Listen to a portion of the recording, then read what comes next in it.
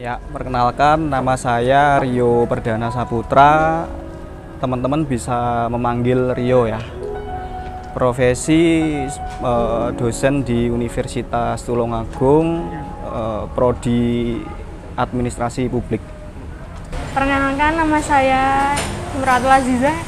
Di Rumah Putih biasa dipanggil Ima. Saya berasal dari Batang Saren, Kauman Tulungagung. Nama Amel dari Desa Kauman, Tulungagung. Nama Gufur dari Desa Tapan, Tulungagung. Nama saya Putri dari Desa Kesitan, Tulungagung.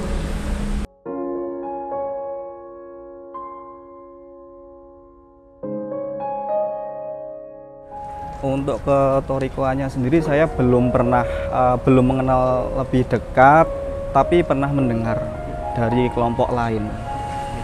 Sudah pernah tapi belum begitu tahu gitu. Belum sih. Belum, Mas.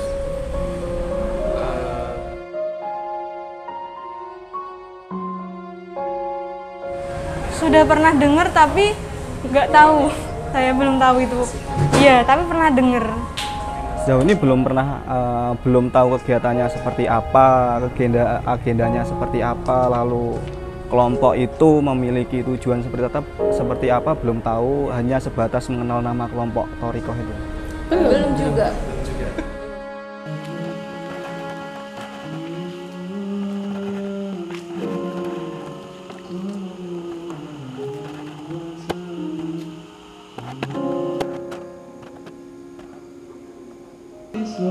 Allahu Akbar, Allahu Akbar, la ilaha illallah.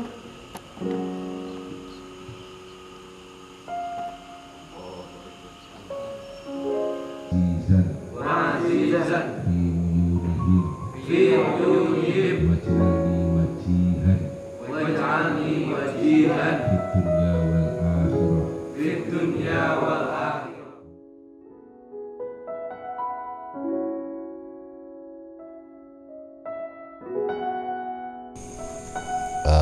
Jadi anak Thorikoh Indonesia itu diprakarsai oleh salah satunya saya selaku ketua umum yang pada akhirnya dipilih sebagai ketua umum, dan beberapa teman-teman yaitu saudara Andrianto dan saudara Abdullah Al-Baiti itu kita mendapatkan mandat dari para sesepuh untuk membuat sebuah wadah, yaitu wadah yang mewadahi anak-anak muda, di mana bertujuan untuk menjalin tali silaturahim, dan di situ nanti terdapat pembelajaran atau saling belajar mempelajari, sehingga dengan begitu mendorong kuat keinginan kami untuk mewujudkan suatu forum itu. Maka dengan itikat yang sangat baik dan kuat itu tadi, kami membentuk wadah yang bernama Anak Thorikoh Indonesia. Jadi Anak Thorikoh Indonesia, organisasi ini kami namakan Anak Thorikoh Indonesia. Itu anak di sini kami memaknainya sebagai salah satu wujud dari bagian dari menuntut ilmu, karena umumnya makna dari anak itu yaitu apa ya, saling belajar untuk selalu menimba ilmu gitu. Maka lebih tepat kita menamakannya di awal itu anak. Ya kalau ada kurang lebihnya, ada salahnya, wajarlah kalau namanya anak gitu. Jadi yang penting dari diri kami ini ada niatan untuk terus belajar dan menimba ilmu, khususnya keilmuan agama gitu. Nah, sedangkan Thorikoh di sini kami para pendirinya ingin menyematkan kata Thorikoh, karena kita semua ini dari keluarga yang berlatar belakang Thorikoh. syarat dengan kental dengan ajaran-ajaran thariqah. Jadi secara kelembagaan memang organisasi ini bukan kelembagaan terkhusus thariqah.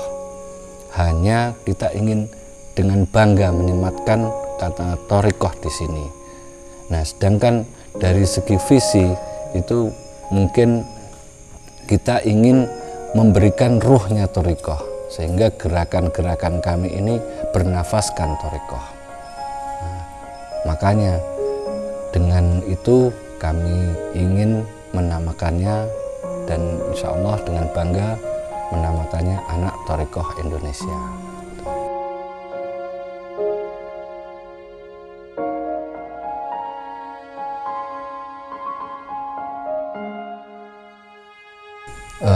Itu karena yang pertama tadi motivasinya yaitu karena kita mengemban sebuah amanat dari para yayai sepuh. Terus kedua karena kita melihat keprihatinan masyarakat sekarang ini, khususnya anak-anak muda yang mulai menurut kami kehilangan jalur gitu. Dan bahkan tidak sedikit yang salah dalam memaknai kata thariqah gitu. Sehingga kita ingin sekali memberikan warna baru dari dunia perthariqahan mungkin ya, tapi dengan tata cara yang mungkin menurut kami tata cara yang sebenarnya.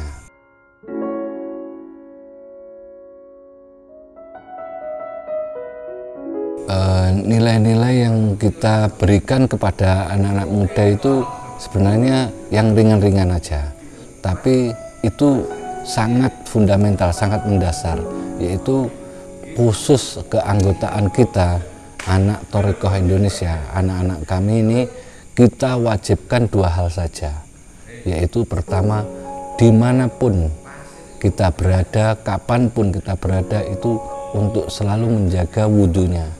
Jadi kalau batal wudhu, gitu.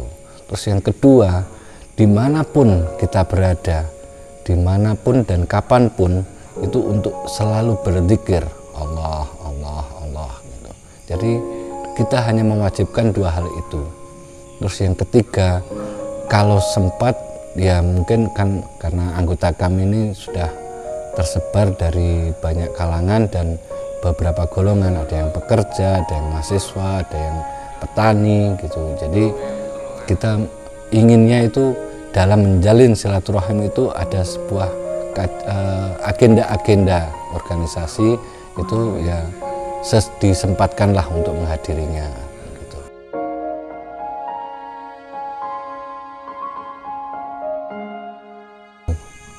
Kepada seluruh masyarakat yang di luar, mari bergabung kepada Anak Thariqah Indonesia untuk menjaga tali silaturahim antar sesama dan saling memberikan manfaat kepada seluruh masyarakat saja, khususnya kepada keluarga. Nanti insya Allah bisa saling memberikan manfaat lah gitu. Dan di sini kami menandaskan untuk menjaga setiap hal peribadatan dengan istiqomah. Jadi kita pembelajaran di sini ini insya Allah bisa bermanfaat luas kepada seluruh masyarakat. Satu kebaikan jika dijalankan dengan istiqomah, insya Allah akan membuahkan hasil yang sangat-sangat melimpah. Kepada seluruh anggota ATI, saya harapkan selaku Ketua Umum untuk tetap menjaga semangat, menjaga niat dengan baik, dan terus berjuang memberikan manfaat juga lah gitu. Karena keutamaannya yaitu memberikan manfaat kepada yang lain gitu.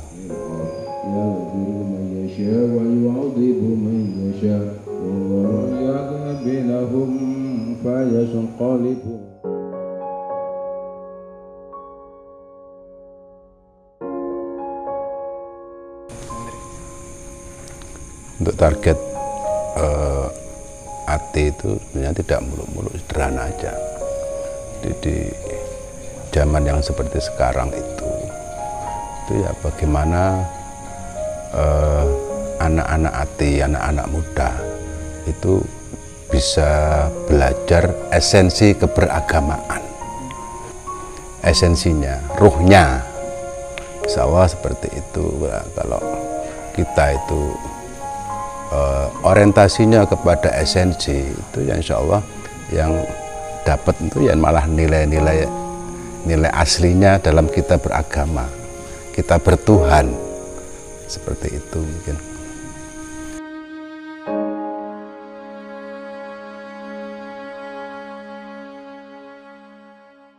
Torekoh di sini memang bukan torekoh secara kelembagaan ya. Berarti kalau arti torekoh di sini ya ini salah satu jalan, salah satu pilihan anak-anak muda. Itu mungkin banyak teman-teman yang mau belajar keagamaan, tapi untuk belajar secara formal itu mungkin tidak semua bisa, tidak semua sesuai dengan gaya, dengan kondisi yang ada. Mungkin ya ATI itu mewakili itu, mewakili anak-anak muda. Tidak harus menunggu tua, tidak harus menunggu kita jadi baik.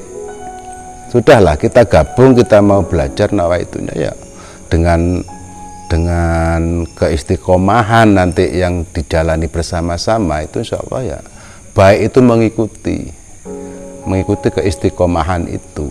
Kalau nunggu baik ya kapan, kan gitu ya. Mungkin begitu.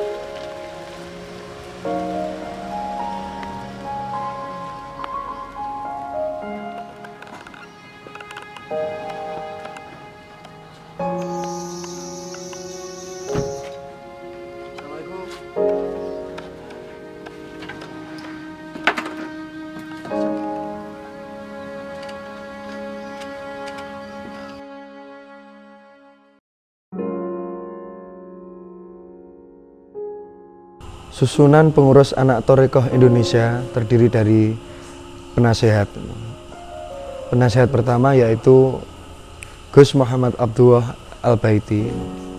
Lalu penasehat kedua Bapak Muhammad Andrianto.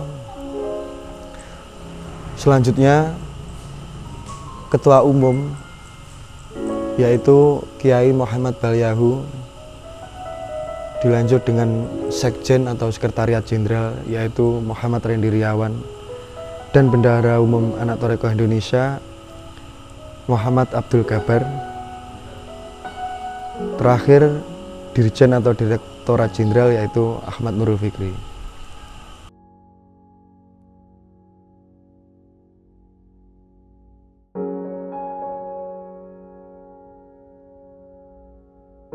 Terdiri dari 5 divisi. Yang pertama divisi pendidikan yang dikoordinatori oleh teman kita Saudara Sam Fauzi. Selanjutnya divisi multimedia yang dikoordinatori teman kita Ati Ahmad Cesario Pantrisia. Yang ketiga divisi jurnalistik yang dikoordinatori teman Ati kita juga Matlaul Ainul Aziz. Lalu yang keempat divisi event organizer yang dikoordinatori oleh Muhammad Vandela Iqbal Mubarak. Yang kelima divisi keagamaan atau dakwah yang dikoordinatori saudara kita Gus Muhammad Ja'far As-Sotik.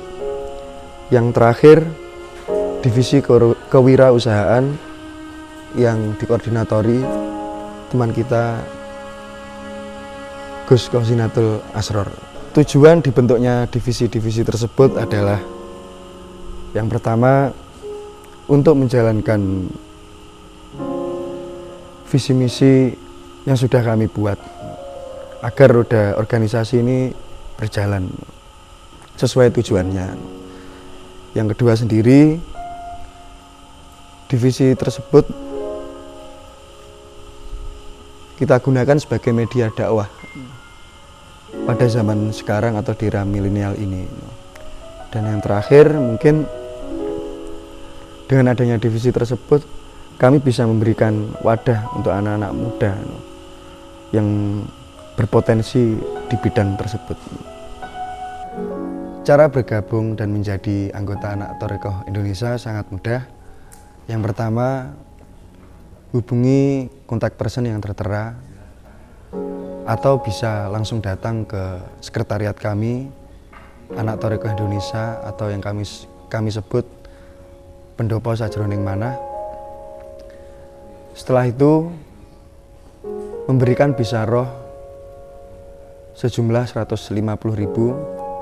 Dari bisaroh tersebut mendapatkan kaos anggota Anak Thorekoh Indonesia, kartu tanda anggota, dan yang terakhir lanyat. Setelah itu melakukan interview, dan yang terakhir mengikuti diklat Anak Thorekoh Indonesia.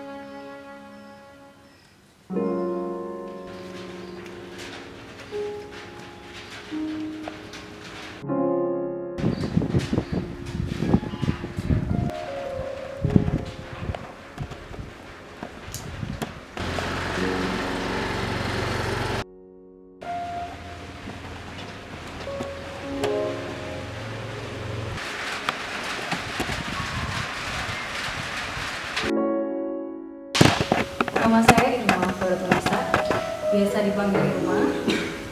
Saya asli Blitar dan sekarang domisili di Blitar. Berprofesi sebagai Master of Ceremony, biasanya juga menjadi speaker atau moderator. Tertarik mengikuti Anak Thorekoh Indonesia, sebenarnya saya di-hire menjadi MC di salah satu acaranya ATI, yaitu Discovery Islam Indonesia.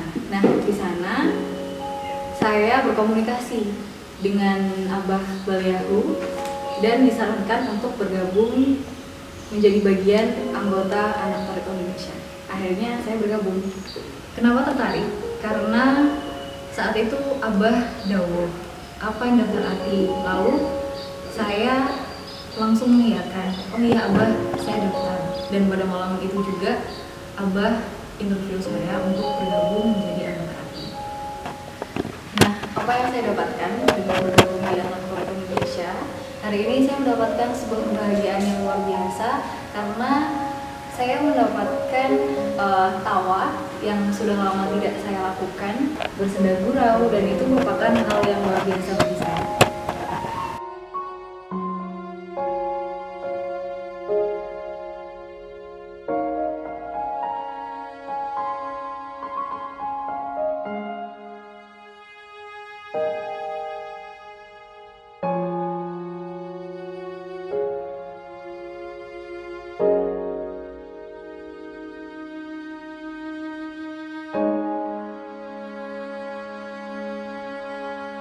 Sebenarnya nama saya Rirwan Sutanto.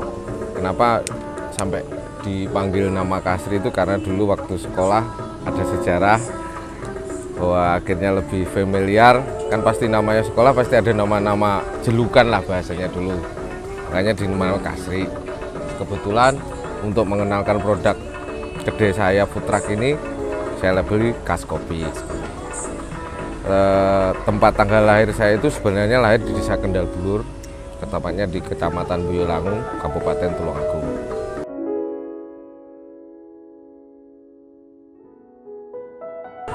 Pada awalnya saya lebih tertarik di anak Thoriqoh Indonesia itu karena awal mulanya kan saya kenal waktu zaman sekolah itu sama Gus Baya.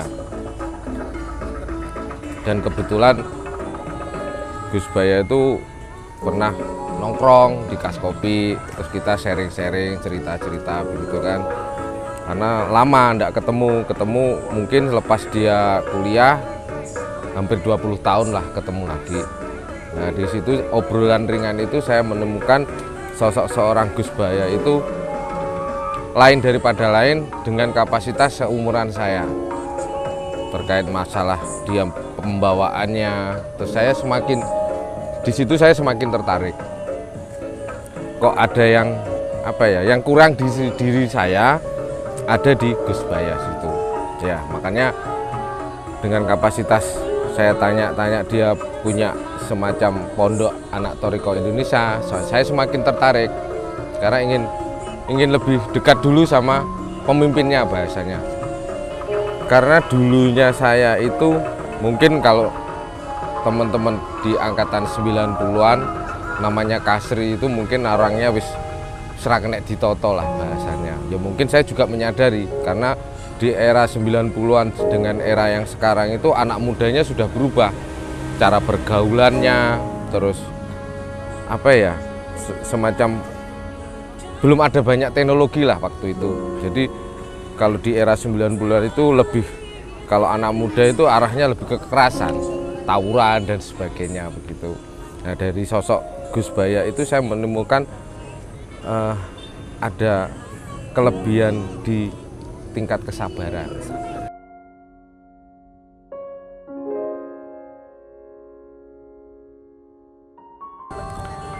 Jujur, saya melihat anak muda di era tahun digital ini, dengan banyaknya anak muda yang bisa bergabung di anak Thoriqoh Indonesia itu, saya berpikir itu sangat beruntung lah.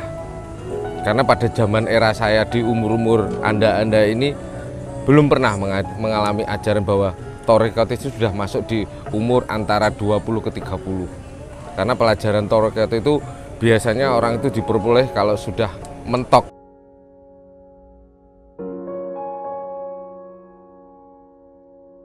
Kalau sudah memperdalam ilmu Thoriqoh, bahwa sebenarnya sebelum kita lahir itu sebenarnya sudah kita mengakui adanya kodrat. Bahwa manusia sebelum diciptakan di dunia wis dikodrat nih, besok umur sakmene mati ini misalkan, besok sakmene bakal sugih atau itu sudah ada kodratnya. Dan kalau kita sudah mengetahui kodrat dan sebagainya itu berarti apa yang saya perbuat di dunia ini? Bekal apa misalkan begitu? Karena ajaran di ini kan ada wal sunnah apa? Wal jamaah. Nah, kaitannya kalau kita tidak banyak berbelajar ilmu Thoriqoh ini semuanya kita tidak punya guru, ya kita tidak akan dapat. Karena butuh bimbingan. Kalau ilmu Thoriqoh itu tidak bisa dipelajari sendiri. Karena sudah ada tatanan bahwa ya semacam kayak kiai-kiai yang sudah itu bahwa kita harus belajar di situ. Kita tidak bisa ngomong Thoriqoh belajar sendiri karena butuh juga gesekan. Misalkan sama-sama teman-teman, misalkan ada yang berbuat tidak pas, ya sudah memang itu wis karo Gusti Allah wis digawe ngono. Obah usike bahasanya, apa pergerakan itu sing ngubahnya ya Gusti Allah. Bukan, makanya saya dari awal mengatakan bahwa hilanglah sifat pengakuan.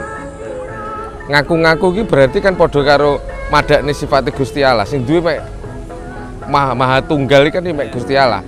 Obah usike ya mek Gusti Allah. Kapasitas manusia itu ya wis mek manut apa jari Gusti Allah. Cuman selama manusia hidup, ini pengertian saya ya, selama manusia hidup di dunia itu kan tidak lepas dari namanya nafsu. Nggak wis mati baru nafsu itu. Cuman piye carane kalau menghilangkan nafsu tidak bisa. Kalau pengertian saya nyapeh sing iso. Ngerem bahasanya, oh iya ada warning lah bahasanya semacam itu.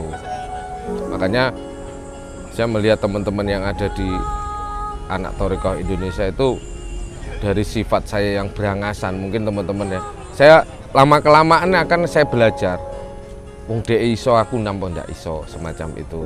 Makanya saya tertarik awalnya ketemu Gus Bayu itu dari tingkat kesabaran saya sampai pengen tahu. Karena dari tingkat kesabaran itu kan banyak hidayah mungkin yang akan bisa keterima semacam itu. Karena kalau wis sabari, wah iki wis digawe ngene karo Gusti Allah. Ya diunggahne ya didukne bahasane semacam itu. Terima kasih Mas Yasri. Iya.